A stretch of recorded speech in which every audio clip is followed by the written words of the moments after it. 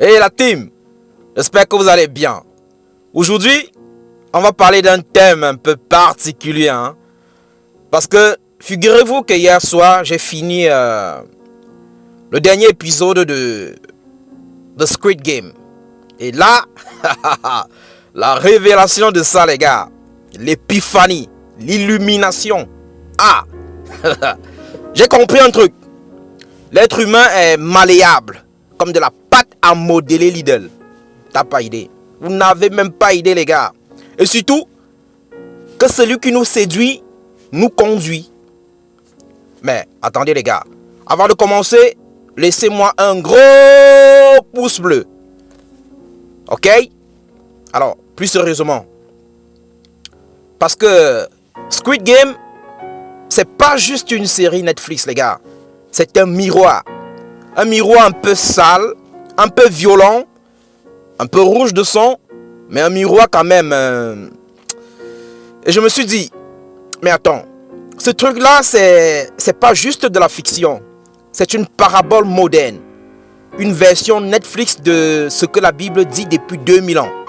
Le capitalisme extrême, la manipulation, la séduction, la cupidité. On dirait la bête de l'apocalypse, mais avec un costume 3 pièces et un compte offshore, les gars. Bref, aujourd'hui, on va parler de séduction, de manipulation, de capitalisme tentaculaire.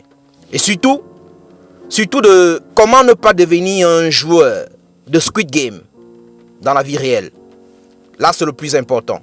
Alors, installez-vous. On entre dans le vif du sujet. Parlons franchement. Parce que Squid Game, c'est pas juste des jeux d'enfants version carnage. Non, c'est une métaphore. Une métaphore de notre monde moderne. Où tout le monde joue. Mais où très peu comprennent les règles. Où très peu lisent le script. Où très peu lisent les conditions du jeu. Avant de s'y lancer. Et la première règle, c'est celle-ci. Celui qui te séduit te conduit. Mettez-le en tête les gars. Tu crois que tu choisis? Non. Tu crois que tu décides? Pas du tout. Tu crois que tu es libre? C'est un rêve. Mais en réalité, tu suis celui qui a accepté ton attention. Et aujourd'hui, l'attention c'est la nouvelle monnaie. La nouvelle âme. Le nouveau pouvoir. L'homme est tellement malléable. Squid Game te montre un truc simple. Donne à un humain une promesse assez forte. Et il fera du n'importe quoi. Du grand n'importe quoi les gars. Promets-lui l'argent. Promets-lui la liberté. Promets-lui la réussite. Promets-lui la reconnaissance. Promets-lui la vengeance. Promets-lui un avenir meilleur. Et tu peux le conduire où tu veux. Même dans un jeu où perdre signifie en réalité perdre sa vie. Mourir. Passer de vie à trépas. Et ça, ce n'est pas de la fiction.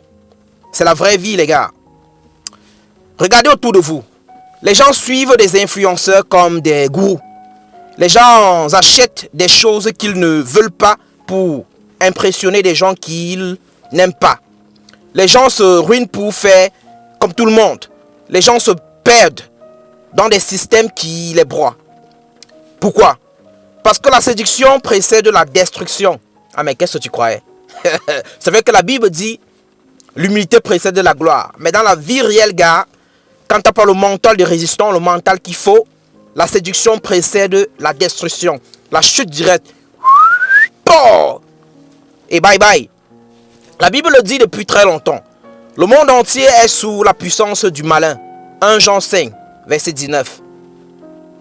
Le système est truqué, mon pote. Alors, tellement truqué.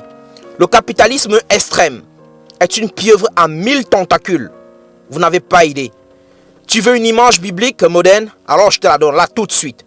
Regarde le capitalisme extrême. Une pieuvre géante avec 1000 tentacules. Chaque tentacule c'est un homme d'affaires assoiffé de sang. Pas le sang physique, Faudrait qu'on soit d'accord. Le sang financier, les gars. Le sang symbolique.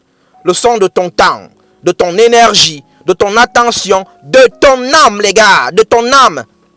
Et comme dans Squid Game, ils ne veulent pas juste ton argent, Ils veulent ta participation. Ils veulent ta dépendance. Ils veulent ta loyauté. Ils veulent ta peur. Ils veulent ton oui. Juste ton oui. Et pam, c'est fini. Parce que la peur, c'est le meilleur moyen de conduire quelqu'un. La Bible en parle comme d'une bête. Une bête qui séduit. Une bête qui fascine. Une bête qui attire. Une bête qui promet. Une bête, finalement, qui te dévore. Hein? Les moins aguerris tombent dans le piège.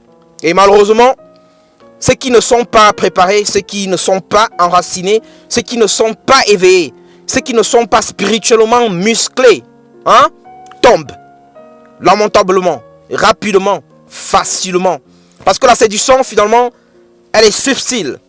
Oui, c'est doux, c'est agréable, c'est logique, c'est séduisant, justement. Et c'est pour ça que Jésus-Christ dit, veillez, veillez les gars, pas stressés, pas paniqués, pas cachez-vous, juste veillez. Parce que celui qui veille ne se fait pas avoir. Celui qui te détruit te séduit. Je le disais tantôt. C'est la règle d'or. Si c'est l'argent qui te séduit, l'argent te conduira. Et il te conduira loin de toi-même. Si c'est la reconnaissance qui te séduit, les gens te conduiront. Et ils te conduiront jusqu'à l'épuisement. Si c'est la peur qui te séduit, le système te conduira. Et il te conduira jusqu'à la servitude. Mais si c'est Dieu qui te séduit, alors Dieu te conduira et il te conduira vers la vie, gars, vers la vraie vie. Hein? Je ne sais pas si tu captes. Parce que la séduction, c'est pas mauvaise en soi. Tout dépend de ce qui te séduit finalement. Tout se résume à ceci. Celui qui te séduit te conduit. Et aujourd'hui, le monde est rempli de séducteurs. Des systèmes, des idéologies, des marques, des influenceurs à la con souvent, des promesses, des illusions. Mais toi, tu dois choisir ton conducteur. Parce que si tu ne choisis pas, hein, quelqu'un choisira pour toi. Et ce quelqu'un-là ne te mènera pas forcément où tu veux aller. Imagine un vieillard de 90 ans qui ne dépend plus complètement de lui, qui ne peut plus aller là où il veut. Il aura toujours besoin d'un petit gosse même de 5 ans qui le traînera là où il ne veut même pas aller. C'est ça un peu la réalité, les gars. La séduction du monde est brillante, mais elle est vide. Elle est attirante, mais elle est toxique. Elle est douce, mais elle est mortelle. Comme dans Squid Games, les gars, tu crois jouer, mais en réalité, tu es joué. Alors veille, discerne, réveille ton esprit, renforce ton âme, choisis ton conducteur. Et si tu veux comprendre encore plus profondément pourquoi c'est important, va écouter mon message précédent sur la mort. Tout de suite, il ne faut pas rater. Mon message précédent sur la mort, c'est du lourd. Parce que quand tu comprends la mort, tu comprends la vie. Direct, tu n'as pas besoin de trop réfléchir. Et quand tu comprends la vie, tu comprends qui tu dois suivre. Alors la team, j'espère que vous avez aimé. En attendant, mettez-moi un like et un commentaire. Et je viendrai, on en discutera. Hein?